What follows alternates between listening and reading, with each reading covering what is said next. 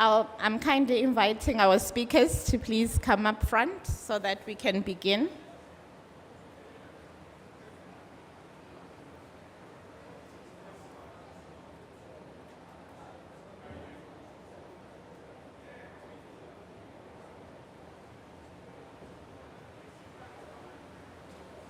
Anyway.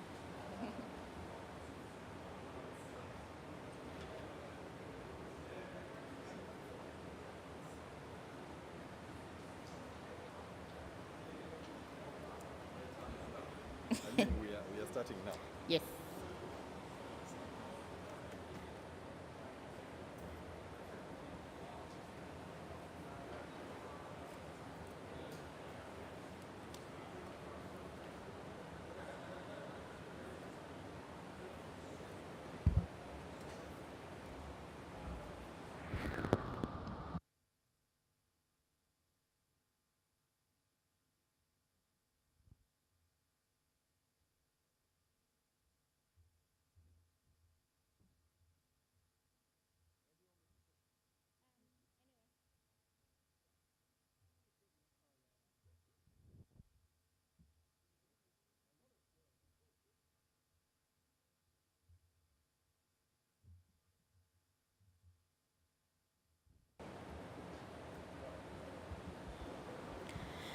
My time is exactly 11:30, and we will begin our session.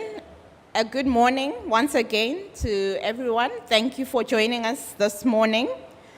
Today we are here to talk about building resilient, sustainable, and transformed African agriculture and food systems. The side event is convened by the Food, Agriculture, and Natural Resources Policy Analysis Network, FANRPAN, together with the Common Market for East and Southern Africa, COMESA, Future Africa Institute at the University of Pretoria, and the Global Roundtable for Sustainable Beef. My name is Mwamakamba, and I'll be your facilitator for the day. I am sure we have all heard about the challenges that climate change is posing, not just globally, but in particular to Africa's agriculture and food systems. The good news is that there are adaptation measures through which agricultural production systems, both crop and livestock, can build resilience to climate shocks. Building resilient and sustainable food systems is crucial to ensuring sustainable economies and achieving the Sustainable Development Goals. And today here, we are not here to listen or hear about the challenges, but we are here to listen and learn from practical actions and initiatives that are ongoing, designed to build resilience in our food systems. Our event today is going to explore the interlinkages and interdependencies between climate-resilient agricultural practices, livelihoods, and food security. And I am excited to be joined by an esteemed group of speakers sharing their experiences. Let's welcome them, ladies and gentlemen.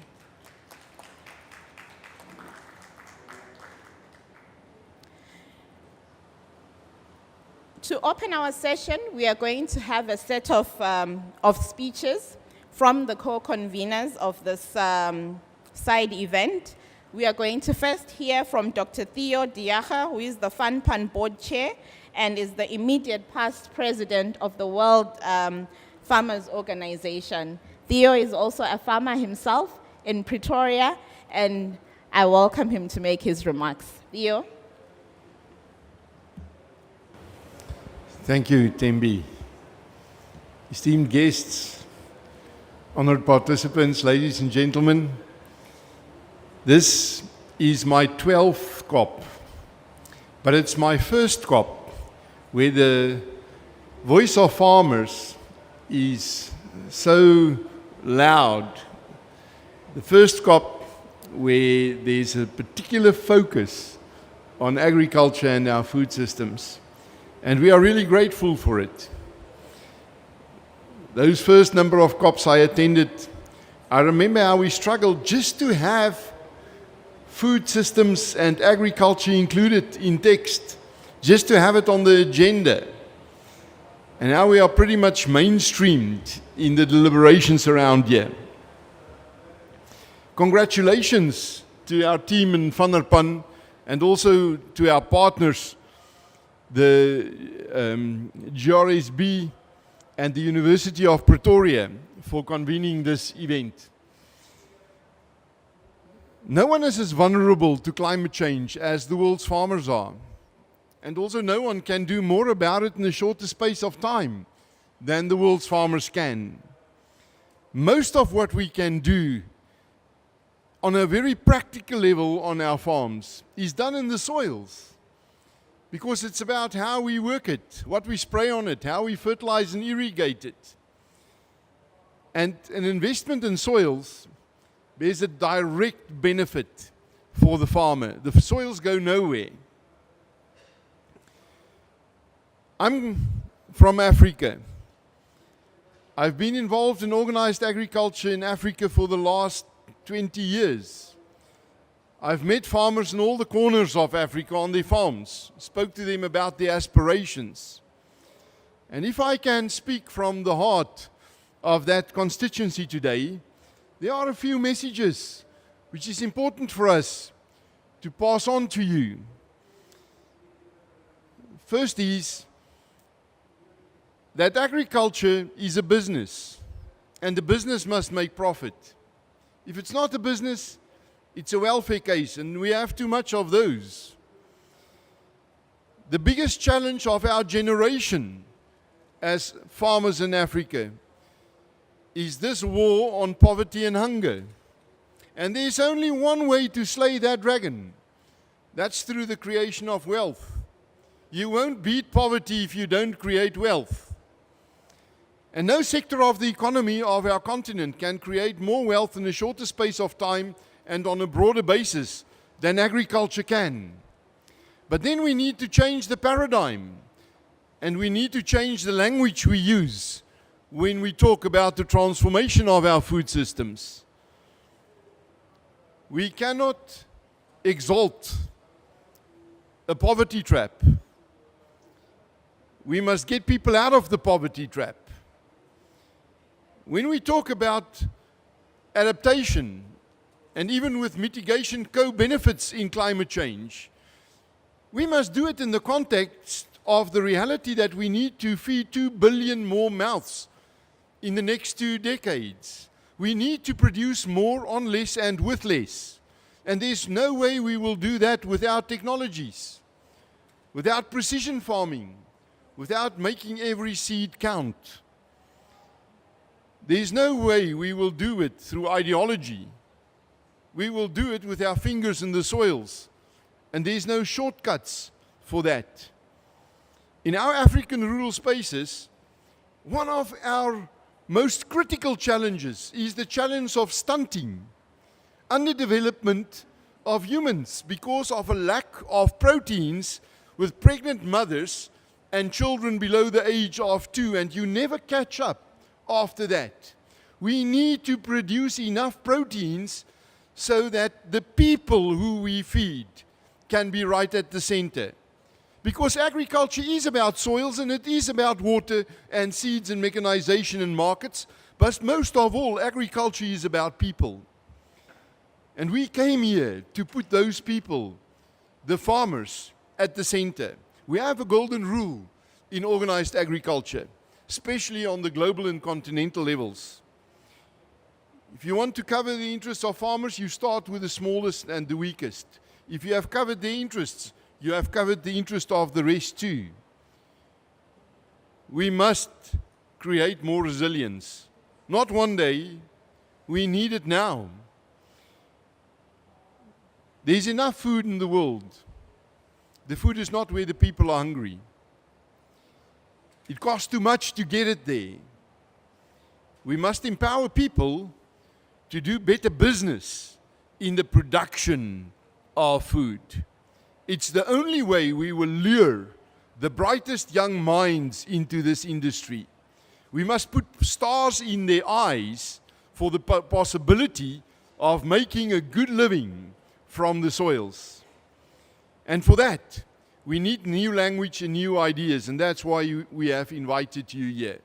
This is the purpose of the deliberations of today.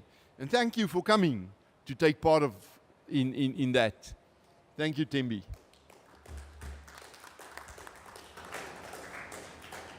Thank you, Theo, for those remarks. We have to think beyond ideology. That's what I picked. We're not going to do it with talk and ideas, but we're going to do it with our hands in the soil. That's how we're going to transform our systems. Thank you so much. Now, ladies and gentlemen, I would like to invite Ms. Edith Tibawa, who is the Climate Change Program Manager at the Common Market for East and Southern Africa, COMESA. Edith.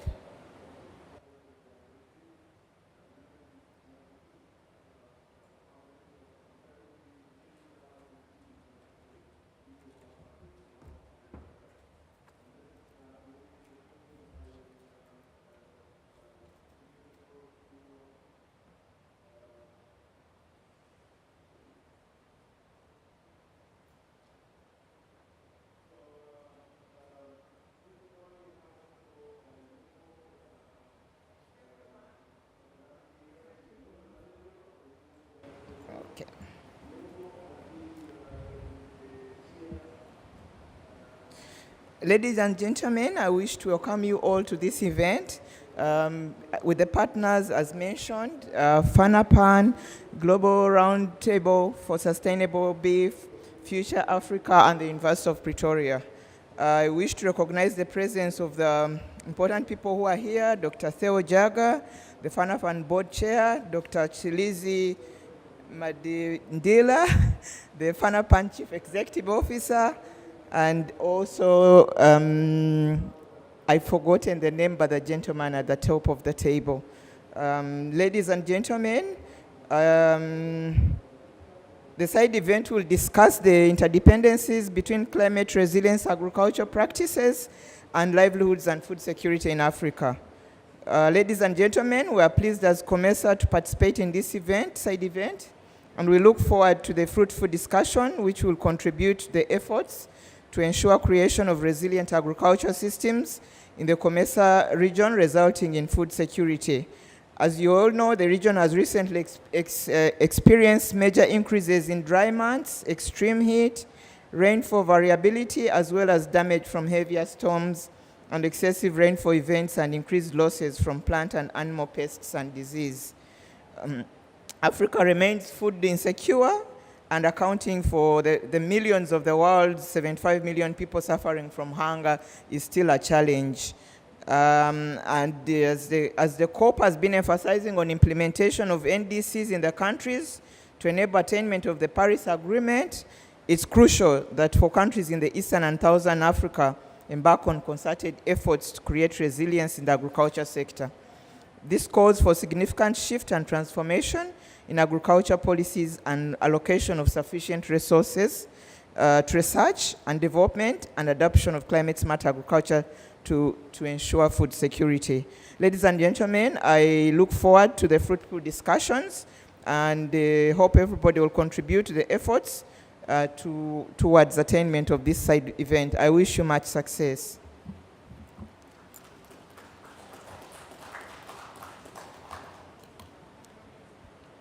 Thank you, Edith, for those remarks. And we also welcome representatives from COMESA member states that are also participating in this meeting here today. I know we've got the Zambia delegation, we've got the Uganda delegation, and we also have the Zimbabwe delegation as well. I'm sure there are others that I haven't had an opportunity to meet. But thank you so much for coming and supporting this event. We are now going to hear from the University of Pretoria, Future Africa Institute. We have a video that there has been submitted. I hope it's going to play.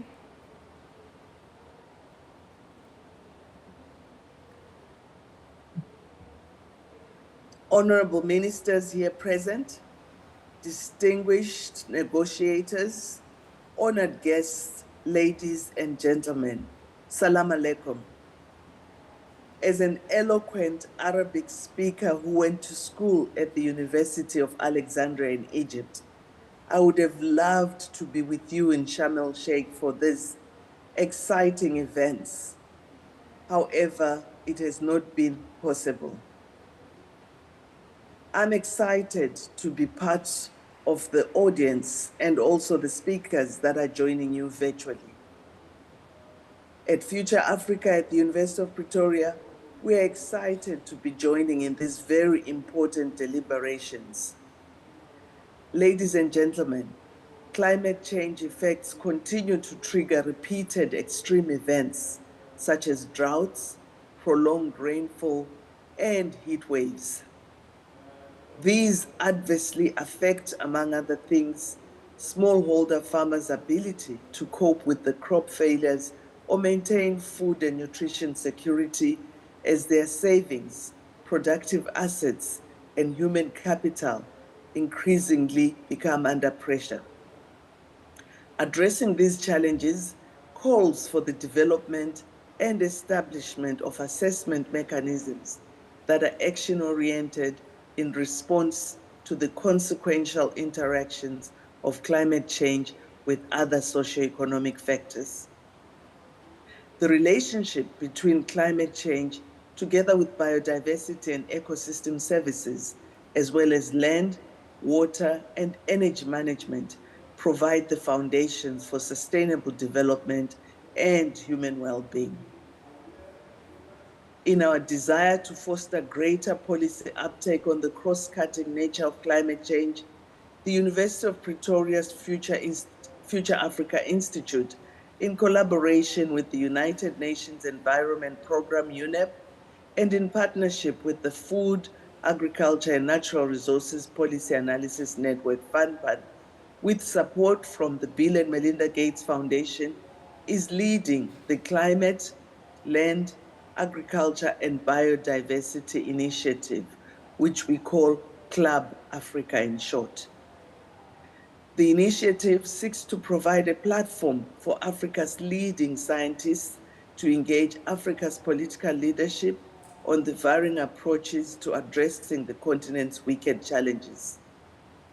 We want to elevate Africa's specific knowledge as it is specifically relating to climate change, land, agriculture, and biodiversity. We want responses and evidence to support the arguments of African states and development institutions in their various negotiations and policy framework discussions. Through this side event, we want to ensure that the relevant decision makers have access to evidence-based science on climate change in Africa. As Future Africa, we are willing and stand ready to work with you all to provide the evidence that is needed to guide the transformation of Africa's agriculture and food systems to be more resilient and sustainable. I wish you all fruitful deliberations. Shukran Gidan. I thank you.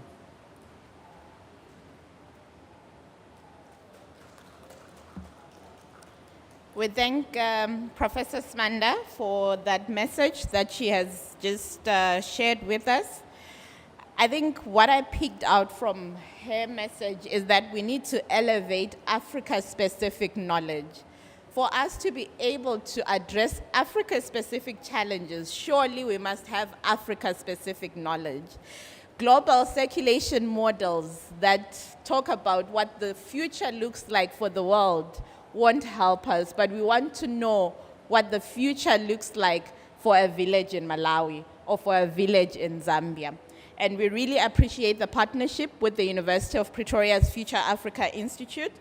And through this platform, we want to create that openness between our policymakers. We have heard from COMESA that works with member states. We have also heard as well from farmers, from Theo, who has spoken about what farmers need. So this platform is supposed to bring all those communities together. We are going to transition now to our next segment where we are going to have presentations of specific initiatives. When we are talking about Africa's agriculture and food systems, we are not just talking about crop. We are not just talking about soils. We are talking about livestock. We are talking about water. We are talking about all the elements that are needed to make sure that we are more productive. So before we get to our next segment of presentations, we have a showcase of what has been happening in one of COMESA's pilot countries.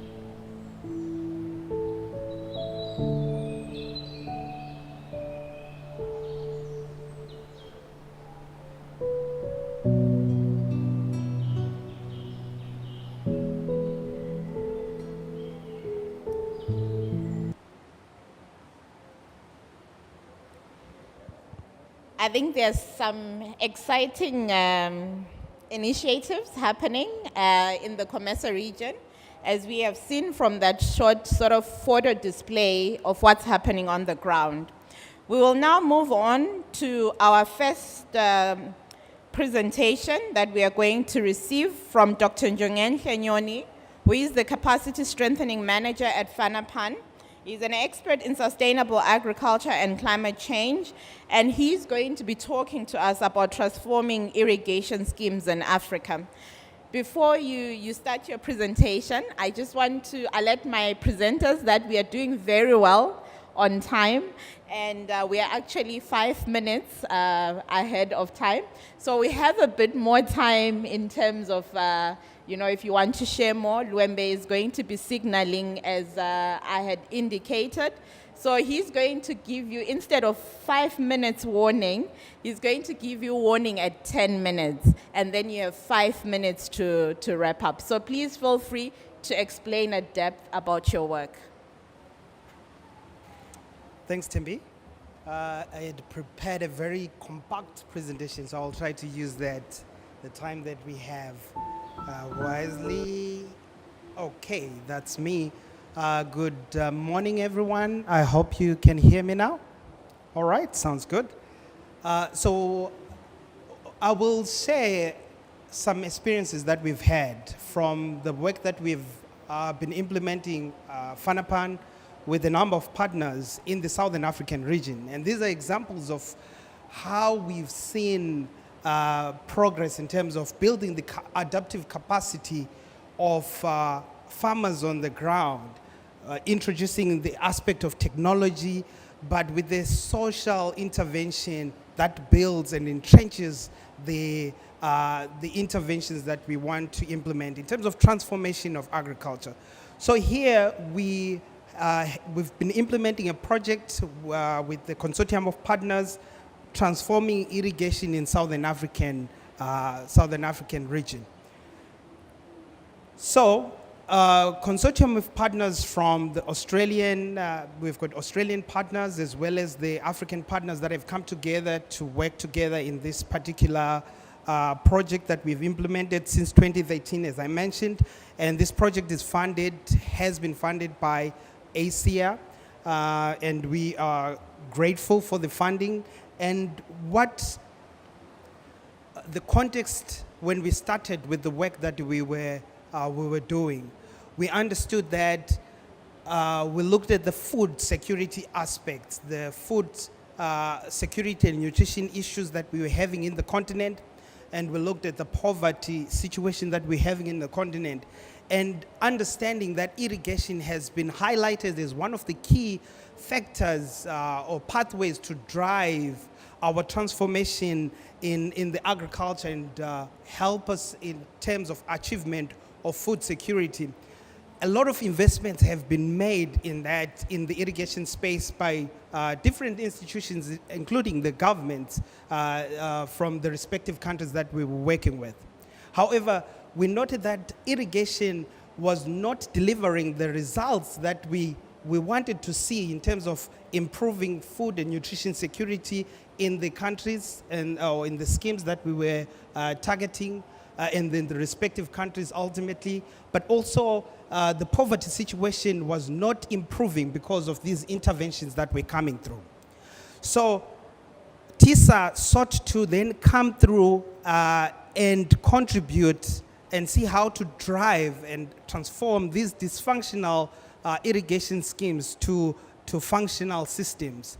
And we targeted countries in the Southern African region, and we used two key interventions. The first one was introducing the agriculture innovation platforms that presented an opportunity for different stakeholders, including farmers on the ground, to engage. That presented an opportunity for and a space for learning and a space for visioning what it is that farmers want to achieve in their irrigation schemes, and what other value chain actors like the market players, the private sector, the government, civil society organization and researchers, their visions and their goals and their targets are as well in trying to support irrigation schemes to thrive. So part of what we achieved with the irrigation, with the innovation platforms, was to try and unpack the challenges in terms of the conflicts that different players, the farmers in the irrigation schemes had because of the challenges of scarcity of water, for example, that were presented by within the irrigation schemes. So that was the first intervention, the agriculture innovation platforms. And then we also introduced the soil monitoring tools. And these soil monitoring tools were helping with decision making, helping farmers to make informed decisions in terms of when to use the scarce water resources. The soil monitoring tools were helping farmers with when to water. They will give an indication using this technology called the chameleon to inform farmers when to irrigate. And so we saw some tremendous changes in terms of their agronomic practices using these tools on informing watering practices.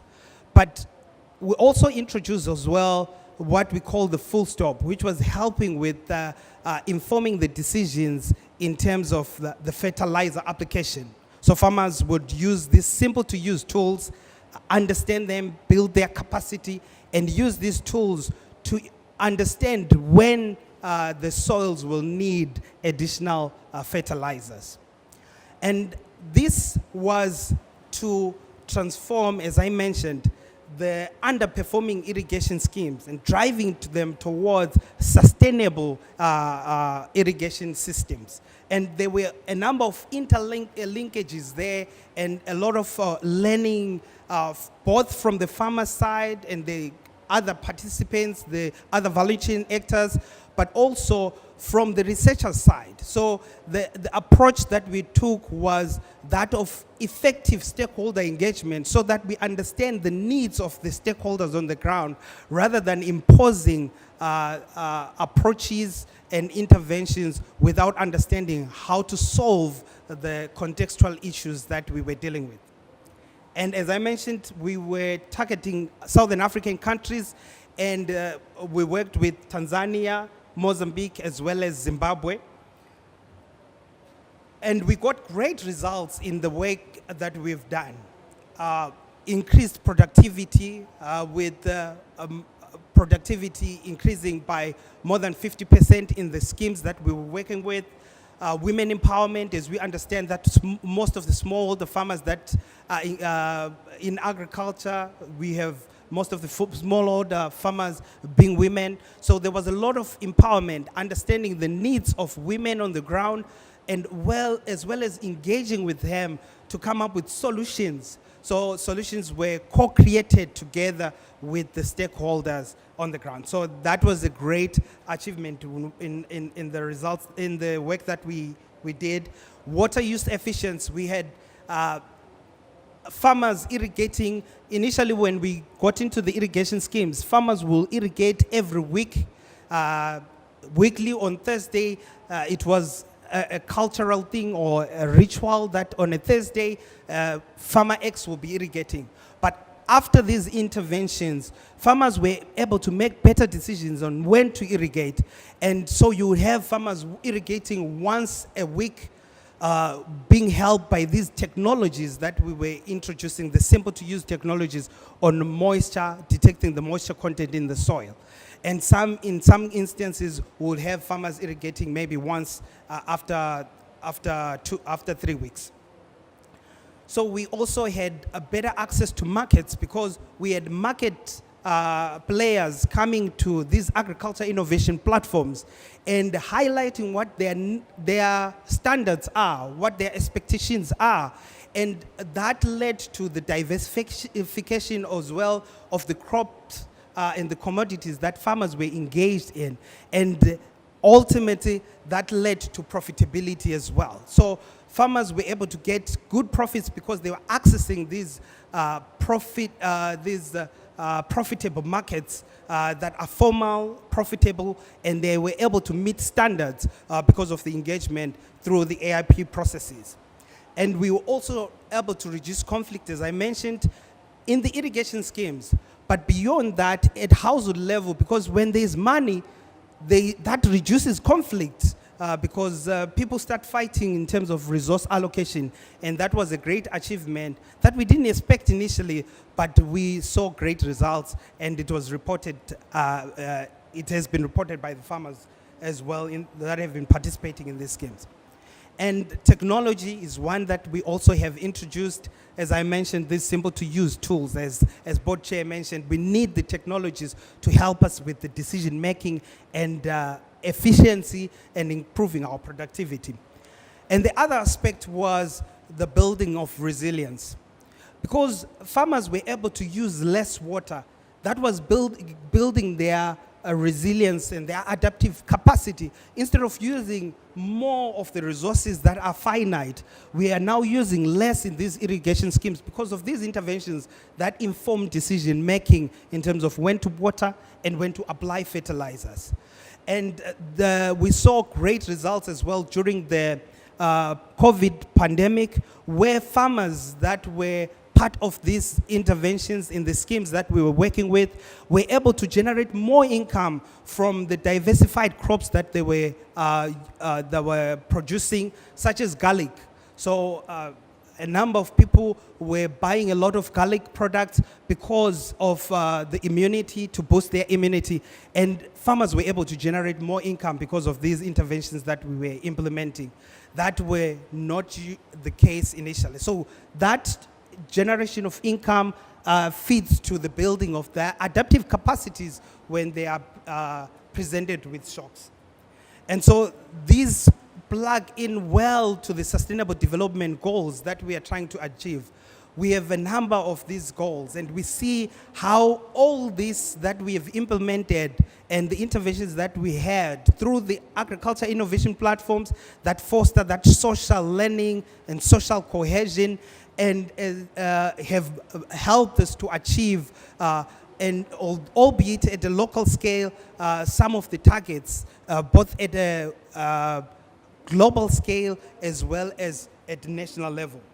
And so bringing it closer to the African continent, we look at the CADAB framework, which is the Comprehensive Africa Agriculture Development Program, which defines the strategic direction that the continent wants to go in terms of the transforming our agriculture. And we see that we've got ambitious targets here by 2025 in the African continent, and we see how our interventions at local scale are responding to these targets on ending hunger, reducing poverty, boosting trade, access to profitable markets, enhancing the resilience of climate to climate's variability, as well as access to markets, boosting access to markets. And just a snapshot of what the situation currently is, looking at the Biennial Review report that we recently published and launched beginning of this year in the African continent, the Biennial Review report unpacks the performance of our countries, and looking at specifically the 3 countries that we're working with, Mozambique, Tanzania, and Zimbabwe, you look at our access to agriculture inputs and technologies. There's still a lot of work to be done there. We are far from where we're supposed to be. We're looking at agriculture productivity, agriculture, the GDP, reduction of poverty, women empowerment, even the youth participation as well in agriculture. You look at the intra-Africa trade, there's still so much that needs to be done in those spaces, as well as building resilience. And those gaps, through this intervention, it shows our intervention, which is the TISA interventions, introducing the agriculture innovation platforms, as well as the technologies, have been instrumental in responding to some of those challenges, but at a local scale, as I mentioned. So there is need for us to advance these technologies and these interventions so that we achieve those national, regional, as well as global targets. These interventions will advance our development in terms of economically, as well as rural development. And we will build the climate resilience as well as adaptation. Sorry about the mic issue. But maybe as a concluding remark, the key issue is that if we need to transform our agriculture and build the resilience, we need to have a systems lens. We can't be focusing on silos and focusing on one element when we are trying to develop our agriculture. And it's important for us to take that system approach. And this is what we have shown with the TISA project in terms of our transformation. Thank you.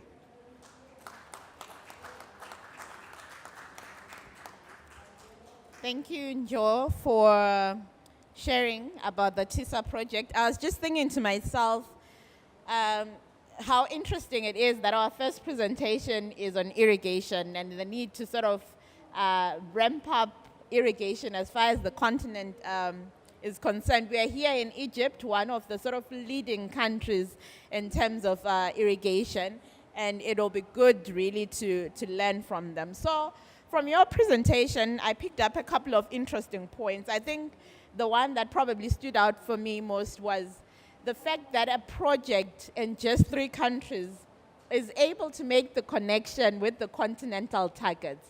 You know, it's easy to think I'm just working in Mozambique, in Zimbabwe, and in Tanzania. But what's the relation with the continental targets? How are you contributing to that? And I think you detailed that out very, very nicely. But I had some questions as well. So as we will move on to the next session, I just had a question on accessibility of these simple tools that you spoke about. How expensive, how accessible, can any farmer just walk into a shop and get them, you know? And what's really the sort of sustainability model? Because it's a donor-funded project, right? And after 13 years, I would imagine ACI is now starting to look at other things. So what then happens to these farmers that have been part of this project for so long? But thank you very much for your presentation. I think we will now move on to the next speaker, who is Mr. Stephen Muwaya, who is a climate smart agriculture expert and an agriculture negotiator with the African Group of Negotiators, who is going to be sharing with us some cases from Uganda.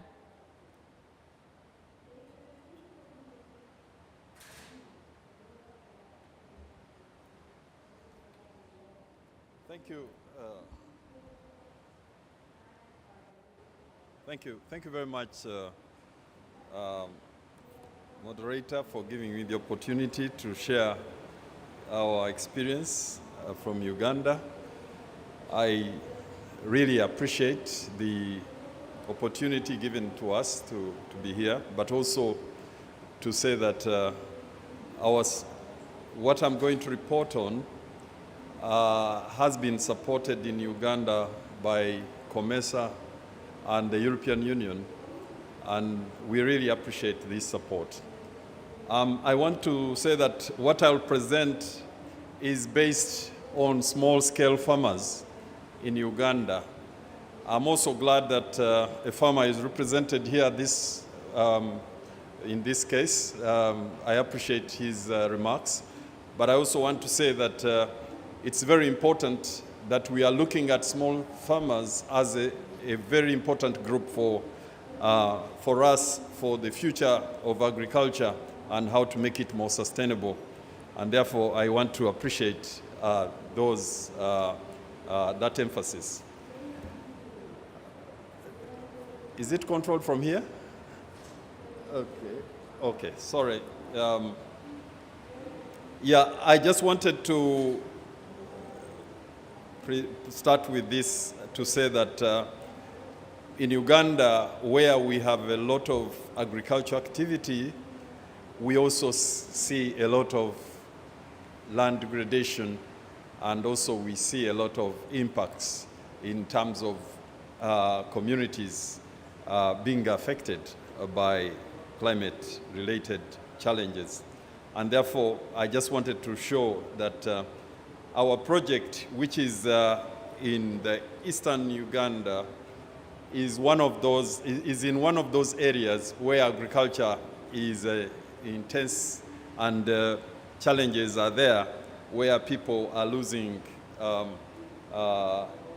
getting poorer, and sometimes affected by situation of lack of food, which is a food insecurity. I want to say that this project we've implemented in Uganda is a follow-up of an earlier project which was promoting climate-smart agriculture in Uganda's farming systems. The second follow-up project was to focus on strengthening resilience and sustainability of actions and activities that farmers were engaged in. This was in 7 districts in eastern Uganda, and those familiar with Uganda, you can easily pick them out, and their names are listed there.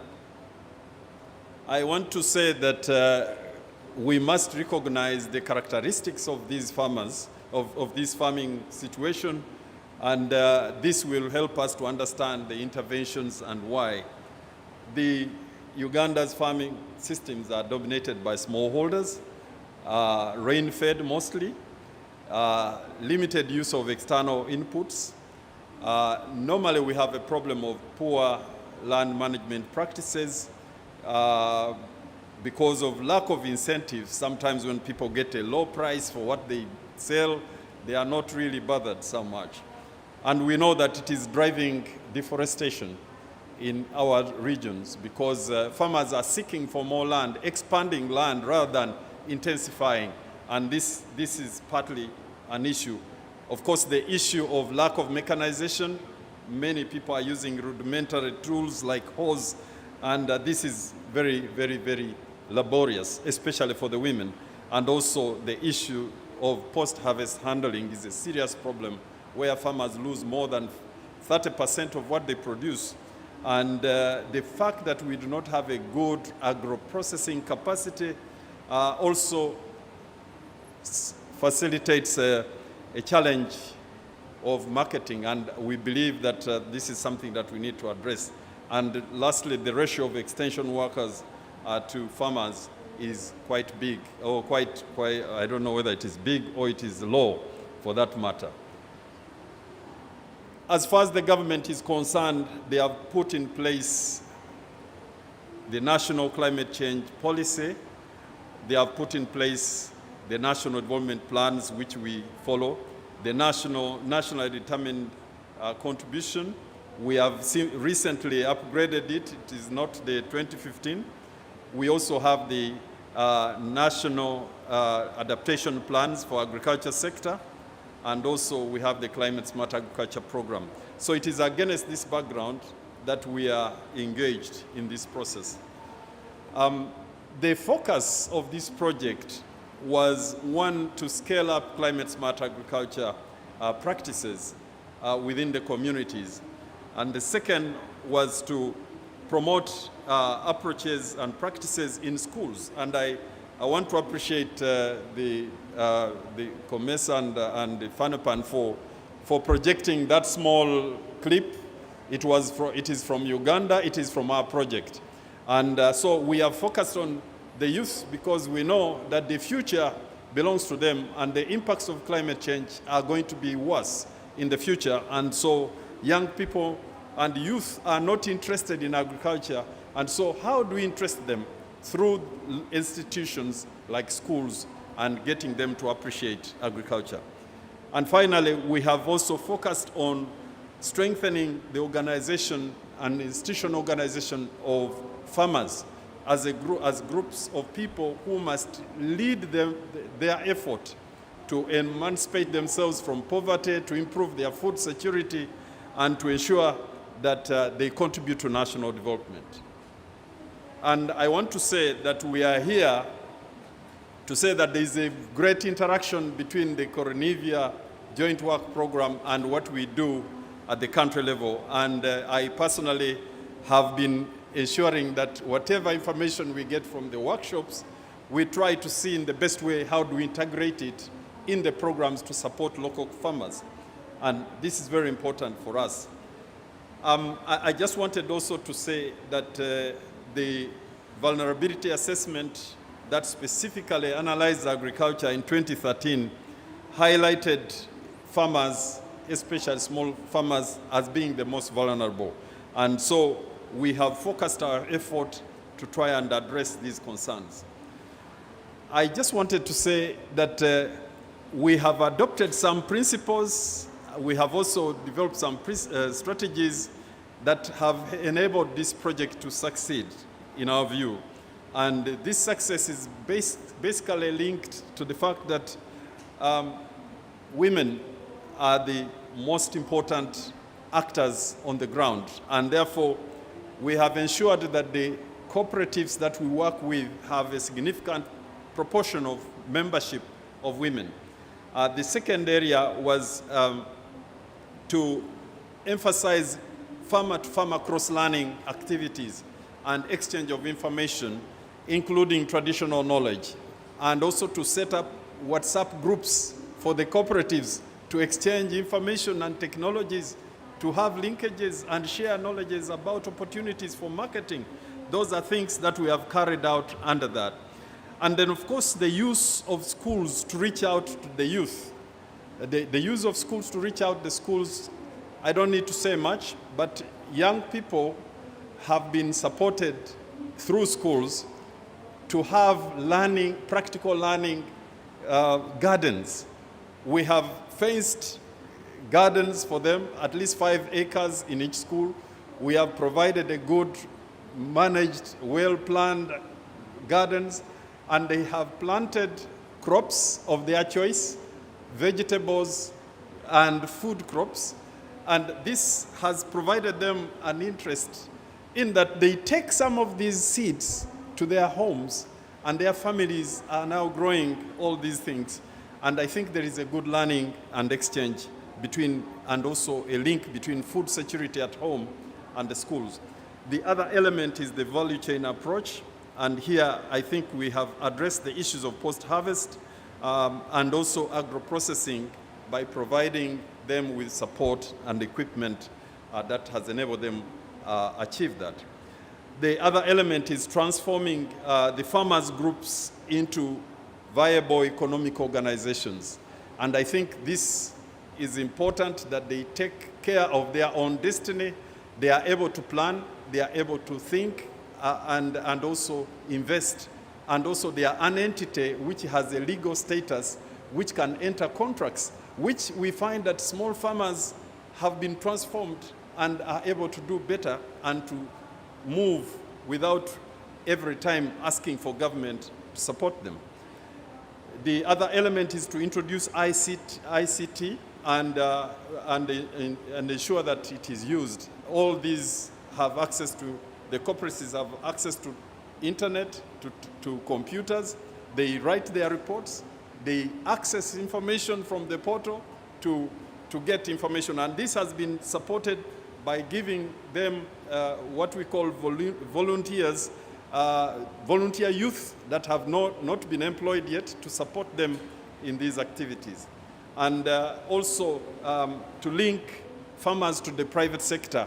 And this has been very important for us because the farmers have used the grants to set up small input shops in their localities. We have linked them directly to the input companies, which have supported them to get at a reasonable price and to get what we call products that are not fake. In order to succeed, we have anchored the program at the district level, where we have a climate smart agriculture task force. And these task forces have provided technical and also political support to help the process move forward. Right now, the government has established what we call the parish development model, where in each parish they support cooperatives that are effective to access resources. The cooperatives that we have supported have been at the front line of benefiting from this as a result of that element. With respect to how we have supported the institutional development, the focus was on registering of the cooperatives, helping them to establish offices. Most of them did not have offices, to help them comply with the cooperative requirements, Cooperative Act requirements, and also to put in place the management structures for the cooperative, the financial management and bookkeeping capacity, and also the putting in place business plans, and also establishing bulking stores and centers for their commodities. With respect to technologies, we have promoted simple farm planning for them. We have also supported the contour, the conservation bands, the sustainable land management activities, agroforestry, and of course, generally watershed management and irrigation. They have also supported with solar-driven irrigation, and they have also worked on improving the agronomic practices, which has enabled them in a way to improve their productivity. With respect to sustainable and production, we have also supported the minimum tillage effort. The handhole basin, which was used for conservation agriculture, has now transformed to animal-driven and tractor-driven. I want to say that the government has given out tractors to each parish, to each sub-county in Uganda. The project took advantage of that to make sure that the 15 cooperatives have what we call tractor reapers. These tractor reapers help them to do minimum tillage without a lot of labor, and as a result of that, they have increased the area under conservation agriculture, which we find is a very, very useful area. Stephen, I hope you are... I'm finalizing. Finally, I want to say that the other area we have focused on is agro-processing, and we have improved the packaging, we have improved the machinery, and all that. And the 15 cooperatives have all got equipment which they are using. They have set up themselves, and they are proceeding along those lines. For the schools, I will not talk much because, as you can see, colleagues, you had already a display. Young people are involved in clubs. We have prepared a manual for them to follow in promoting climate smart agriculture.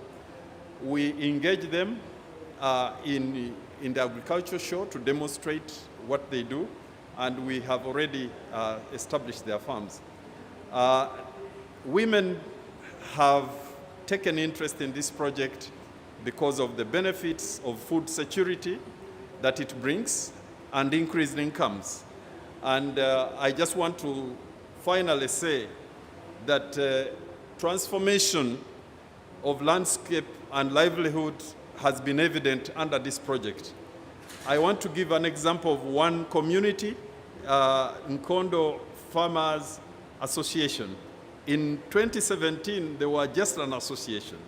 Today, they are a multi-purpose rural produce cooperative. The group had no savings and credit. Right now, they have 3 different saving and credit systems. The fact that the membership was low, 27, right now they are edging towards 100 members. The women were 25%, now they are 60%. They were working in one village, now they are operating in 3 parishes. The area under climate smart farming was only 100 hectares, but now they cover 542 hectares. The yield in 2017 was 4 bags per hectare. Now it is 15 bags, which is 1,500 per hectare. In terms of economic activities, they have increased the number of economic activities and the like. Finally, I just want to say that in order to sustain this transformation, we believe that we should continue to strengthen the institutional capacity of local institutions and use local resources, local inputs, and also strengthen the use of indigenous knowledge, diversify the enterprises, and also increase the engagement with youth to deliver their activities. Thank you very much. Thank you, Stephen, and my apologies for rushing you through your last slide, but I think this was probably the most important slide, and you had time to go through it. That shows the changes within the communities that you have been working in, and how the lives of the farmers there have improved. So I think when you first started, I got stuck on the ratio of extension workers to farmers. One farmer or one extension worker to 5,000 farmers. And I'm just wondering, how effective is that system? Is the new knowledge being extended properly to the farmers? So I have a question for you there on the role of perhaps private extension, because I assume that the ones you are talking about is the public extension system. So is there a role for private extension to come in through there? And then also, you raised the issue of sort of institutional mechanisms at local level and how those have been set up to help the farmers. You spoke about the CSA task forces that provide technical and political support to the communities. And I just wondered, how do those function? Because when I was looking at the membership there, so you're talking about the district officers, the district what, all those seemed like, sort of local government type of people. Where do the farmers come in? Are they just recipients of this technical support, or are they also part of the co-creation of that support? I think that's my question for you, Njo. I hope you're still keeping your questions. Right now, I would like to sort of turn the wheels a little bit and move on to our last presentation for this segment from Mr. Rory Petre, who is the Executive Director of the Global Roundtable for Sustainable Beef. I am really looking forward to this presentation because I love my beef, and I am hoping that you will dispel the protesters outside, because each time I come in the morning and they're like, go vegetarian, I'm like, oh no, that's not me. So I'm really looking forward to your presentation, Rory.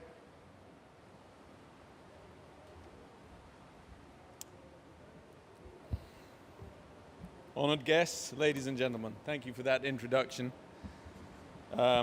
And thank you as well, I should just say, to Africa as a continent and its people who have been very welcoming to me over the years.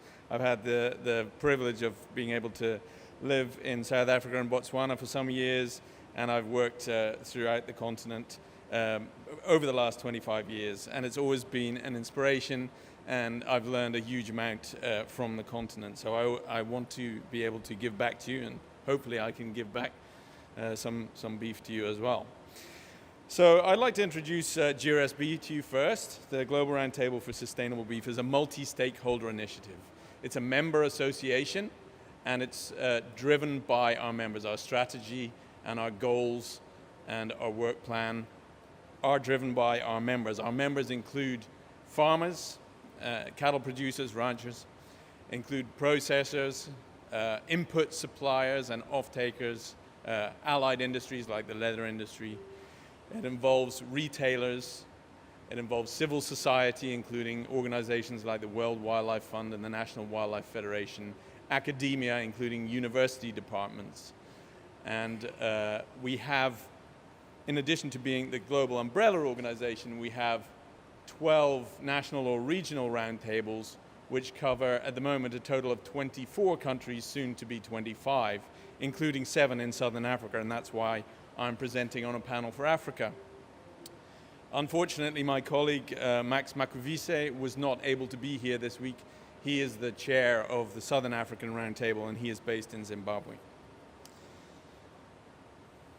So I also just want to say that I recognize that in much of Africa, and indeed in many food systems, livestock is multi-purpose. So although we're called the Global Roundtable for Sustainable Beef, we recognize that the role of cattle in most systems is actually dual or multi-purpose. Cattle provide traction, they provide milk, they provide manure centrally to cropping systems, and they provide beef and an opportunity to derive income from sales when needed. Still, 50% of the world's crops are fertilized by animal manure. They're absolutely central to resilient cropping systems, and we mustn't forget that, particularly in Africa. So marginal systems will bear the brunt of climate change. And the majority of food is still produced in mixed farming systems, and much of it in Africa is still produced in marginal areas. It's going to affect the quantity and the quality of the feed that we have, both from grasslands and from crop byproducts that we can feed to animals. It's going to affect animal health and welfare through the spread of diseases from their traditional zones into new ones, and the vectors that spread them. It's going to cause heat stress, which will be a welfare issue. I already mentioned the other one. And ultimately, reduced numbers of livestock caused by disease and other issues that I raised would reduce nutrient cycling in crop livestock systems where most of our food is produced. So clearly this is an issue that we need to work on, and we need to develop the resilience to combat these challenges. All of those issues will, of course, impact on human nutrition and health. And we heard the number of people in Africa who are hungry, but you may not be aware that 9 out of 10 women and very large percentage of children in Africa also suffer from micronutrient deficiencies, and many of those can be addressed through use of livestock source feeds. So we need to adapt. We need to optimize the use of the resource base, and adaptation and resilience go hand in hand. That starts with the soil. Now, to improve soil health, we really need to get more carbon into the soil. Obviously, that has co-benefits. But getting more carbon, getting more soil organic matter will increase the ability of the soil to retain moisture. It will increase the ability of water to infiltrate the soil during heavy rainfall events. 1% of soil an increase in 1% of soil organic matter will enable 1 hectare of land to store an extra 150 tons of water. And we can actually increase soil organic matter by 1% every year.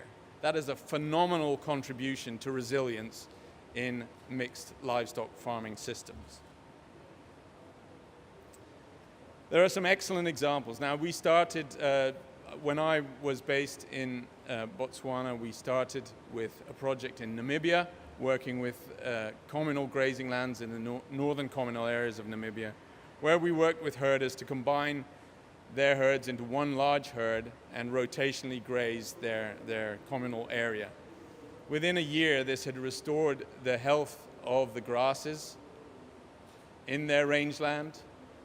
It had increased the biodiversity in the rangeland, and it had started to make a difference to soil as well. That project ended some years ago, but today there are many other organizations working in the same fields. And I'd just like to mention Herding for Health, who have got projects in Botswana, in South Africa, and in East Africa. And so far they are covering 1 million hectares with these improved grazing management projects. Soil for Climate is also working on these projects in East Africa, in Kenya. All of these will contribute to increased resilience in those rangeland situations. In order to adapt, we also need improved animal health and well-being. A suboptimal health status means that an animal is more open to infection and to suffering from the effects of climate change. Husbandry has got a huge role to play, both in terms of the productivity of the herd. If we improve the genetics, today, the top 10% of genetics can provide us multiple benefits in terms of both emissions, but also in terms of adaptability to climate. And we need to improve the nutrition of our cattle to make sure that they are producing to potential. Because one of the great issues that we have, certainly in southern Africa, I can speak with some direct experience, is that cattle have their first calf at the age of 4 years and produce on average one calf every 4 years. Clearly, that means that for most of the time the cattle are in the system, they are actually not producing anything. There is also an opportunity in some parts of Africa to use silvopastoral systems where we include trees, legume trees, or food crop trees in the production system, which can dramatically increase the amount of carbon storage both in the soil and in the biomass and the food supply to the cattle and the people. I'm going to mention mitigation. I don't think it's the top priority, but I think it's worth mentioning because, in fact, all of the mitigation strategies are actually adaptation strategies as well. I've already mentioned them. Enteric emissions can be reduced through better quality in feed and right-sizing the herds. This is also an adaptation strategy. I already mentioned genetics, husbandry, and health. They're all key. And carbon sequestration in the soil. That is exactly what I was talking about with better grazing management. There are multiple benefits. It's not just carbon, it's not just water. When we do this, when we improve grazing management, we will see better soil biota, the microbiome of the soil. We will see better distribution of above ground insects, and the insects bring birds, and overall that ecosystem function, the water cycle, and the resilience of the system is improved. This allows us improved diversity and flexibility when we are faced with extreme events. In order to do this, we need a holistic approach. We need to involve everybody in this process. We need to work with the animal health services at a national level. We need to work on extension so that the husbandry, the grazing management, etc., and the management of common property resources can be optimized. We need, and we've already heard about, access to markets for small-scale producers. GRSB, together with the Southern African Roundtable, ILRI, and Solidaridad has a project on equitable access to red meat markets for women and youth in Southern Africa.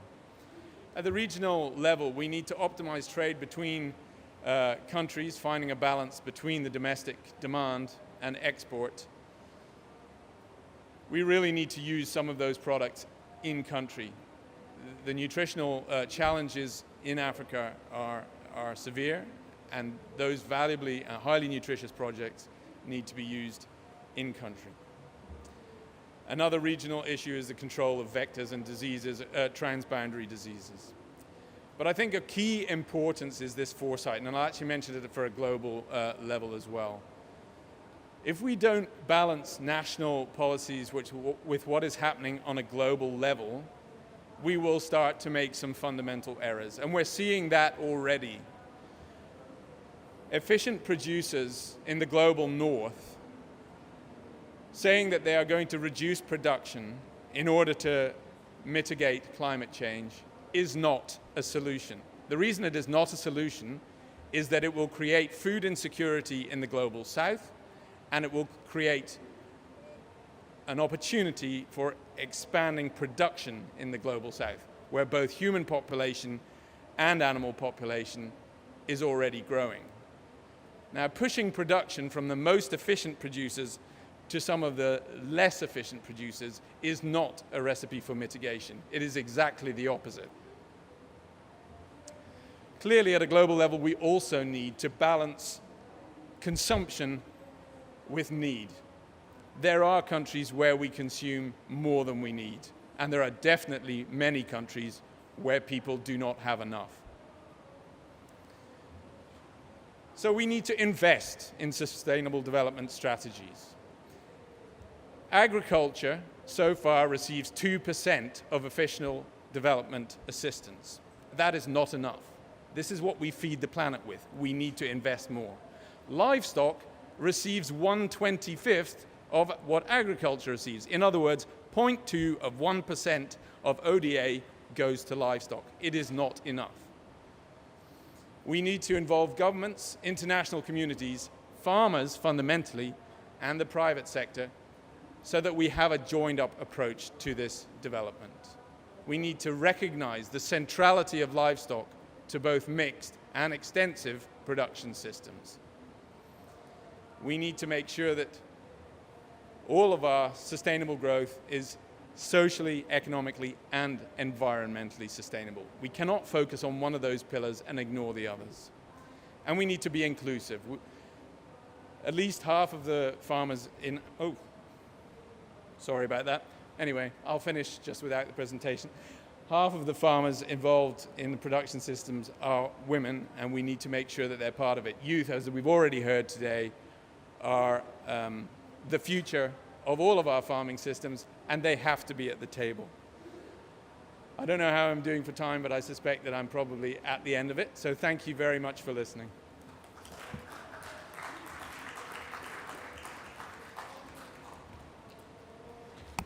Thank you, Rory, for your presentations.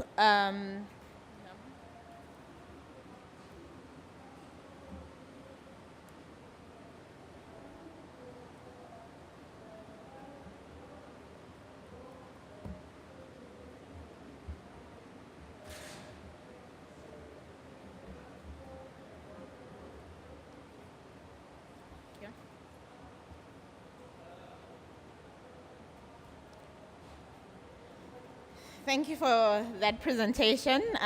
It was quite exciting for me. I picked some very key points that I think are often underplayed when it comes to discussion about the role of livestock in climate change. One thing that she said is that when we improve grazing management, there's multiple benefits. And I think that's often not highlighted. You know, we often focus on a negative narrative, and I think we've changed that. And the call for improving investment, I think it could not have been louder. Thank you for that. As you were presenting, I just got thinking that, you know, of late we have been hearing about the One Health approach. Everybody's talking about One Health, the interconnection between people, animals, plants, and the like. And I wonder if you have some thoughts on that. I know you touched a bit on, you know, on the management of soils as well as the management of livestock. And it's something that popped into my mind. If you have any thoughts on that, it will be good to hear about that. But ladies and gentlemen, we've come to the presentation of we've come to the end of the presentation session of our side event, which means we are almost at the end. Just a few minutes for us to really round up and summarize what we've been talking about. I did pose some questions to the presenters. I'm hoping that they've been chewing on those questions and that they are ready with the responses. But I want to be a good moderator and not just hog the panelists to myself. So I'm going to open the floor up for some questions from the audience. I'm going to give it, okay, I see the gentleman there. 1, 2, 3 questions, 4 questions. All right.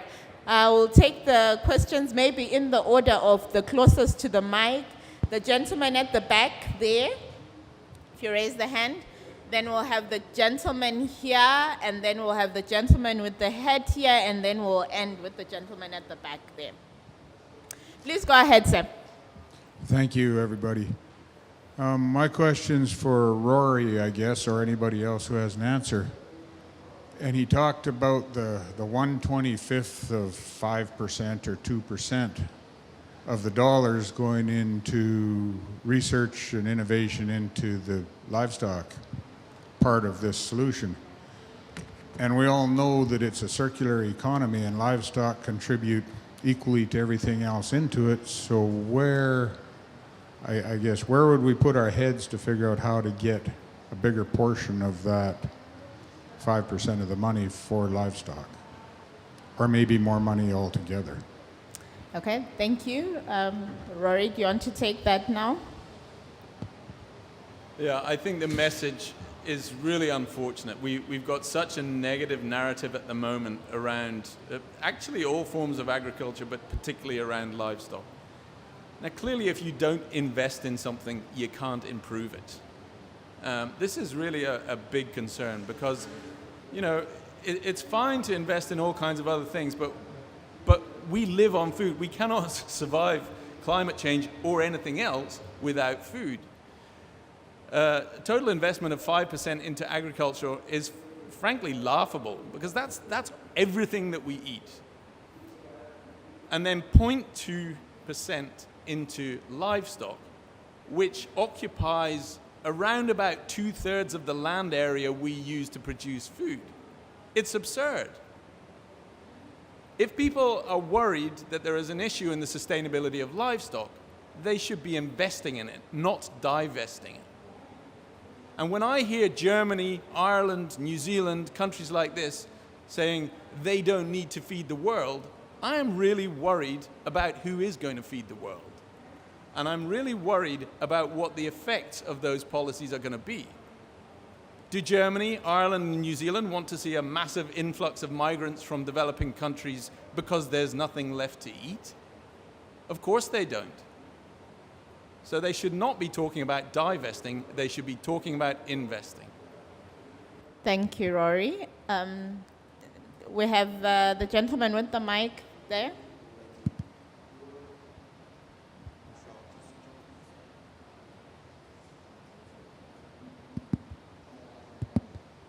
Hello? Okay, thank you. Just to appreciate the presenters, then pose 1 or 2 questions to the first presenter. I might have missed it. Those were interesting technologies in terms of informing the farmers or the users in terms of when to irrigate and when to apply your fertilizers.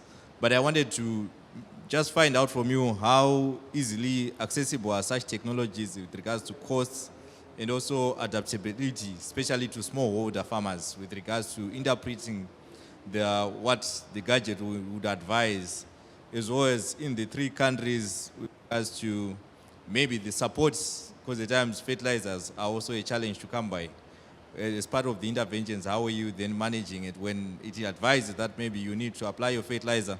At times it's not the general fertilizers, maybe it's the micronutrients, maybe there's some deficiency of specific elements. How would you go about that in terms of providing those which may not be readily available on the market? Otherwise, these are good technologies which I think will actually transform these sectors. Thank you. Thank you for that question. Joe, do you want to take it? Yes, thanks for that question. I think it's linked to what Thembi was asking earlier on in terms of the issues related to sustainability. So I could take all, try try and respond to all at the same time.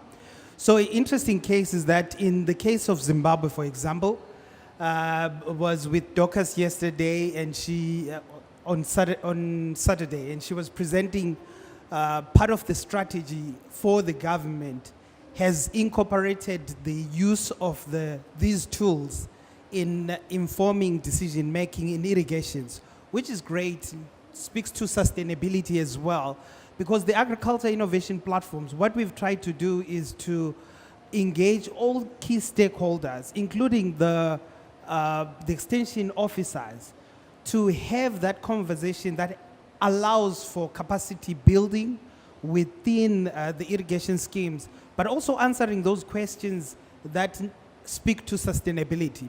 There's buy-in as well, and there's willingness from the actors, the farmers on the ground, to use these technologies because they are simple to use, but to also procure them using the benefits, the proceeds or the profits that they are getting from their enterprises.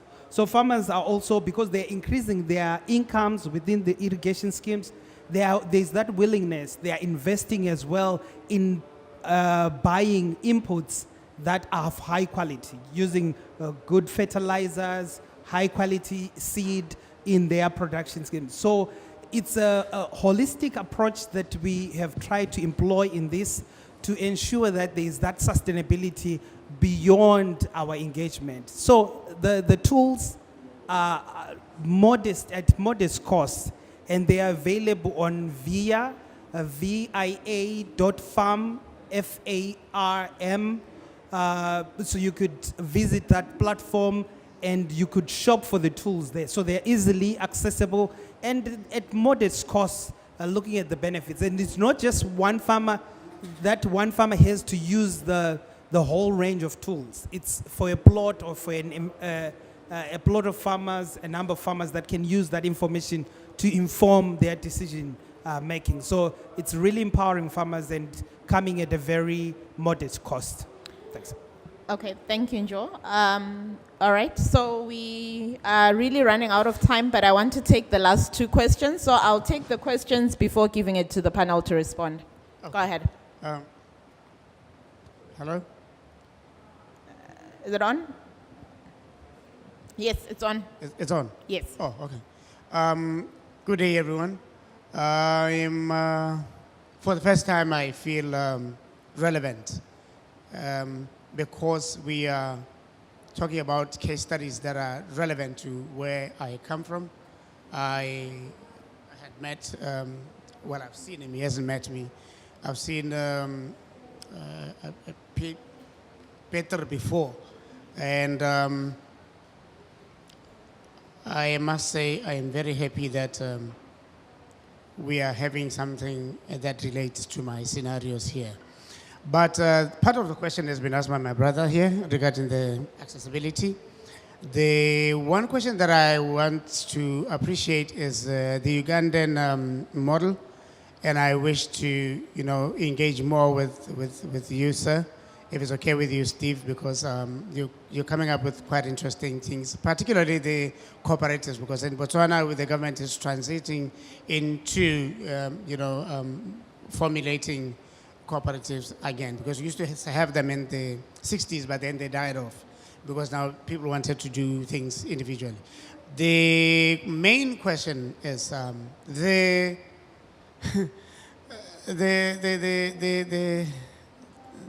grasses, the felds. We say the felds.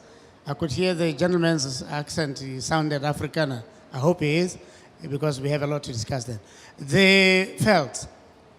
I want to know how South Africans approach to human wildlife, frictions, because in boats we're having a lot of that. Because there are a certain group of people in the world who believe animals are the thing to protect. And we believe our livestock and our felds are the thing to protect. And the other half of us is taking the felds for production of food. So I wish to hear more on that. And I had hoped that since South Africa and Namibia are doing well in the game farming, they'll also touch on that so that as a growing industry in our area, we could also appreciate how we could use it as an alternative to some of the, the 0.2% that, Petre is referring to, because it is a worrisome issue. And also the worry that we're having in boards is, yes, it is a good thing to come up with new ideas of growing in crop production. The new developments of seeds is now killing the seeds that we've held from generation to generation. And I wish to pose this question: how best can you help us sustain that? Because we believe those are also useful. Yeah. Remember, they've gotten us where we are, some of us, so we need to know where the future is taking us, especially regarding to climate change. Thank you very much. Thank you, sir, for your question. Fortunately, we've run out of time, but you can ask your question. There will be no response from the panel. Yeah. I think you will engage as we walk out to lunch. Yeah. Right. I am very thankful for all the presentations, and the first and the second gentleman said that the access, they really showed us how the access to technology is really, there is a gap there, and they are trying to fill it.